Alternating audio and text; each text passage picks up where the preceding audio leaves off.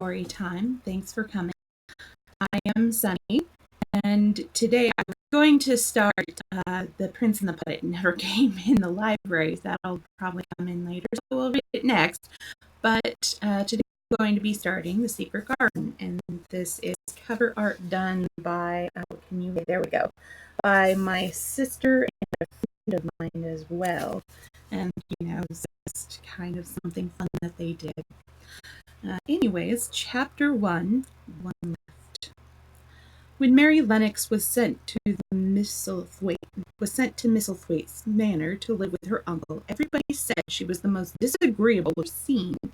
It was true, too. She had a little thin face and a little thin body, white hair, and a sour expression. Her hair was yellow and her face was yellow because she had been born and had always been ill in one way or another. Her father had held a position under the and had always been busy and ill himself, and her mother had been a great beauty who cared to parties and amuse herself with gay people. She had not wanted a little girl at all, and born she handed her over to the care of an ayah, who was made to understand that to please the Mem Sahib, she must keep the child out of sight as much as possible. But when she was sickly, fretful, ugly little baby, she was kept out of the way. When she became a sickly, fretful toddler, she was kept out of the way also.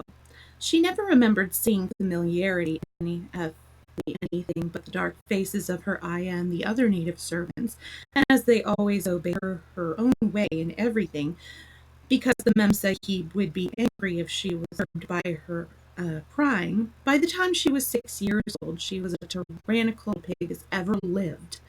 The young English governess who came to fetch her to read liked her so much that she gave up her place in 3 months.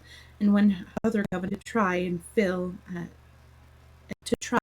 it, they always went a time than the first one. So if Mary had not chosen to really want to read books, she would never have learned her letters at all.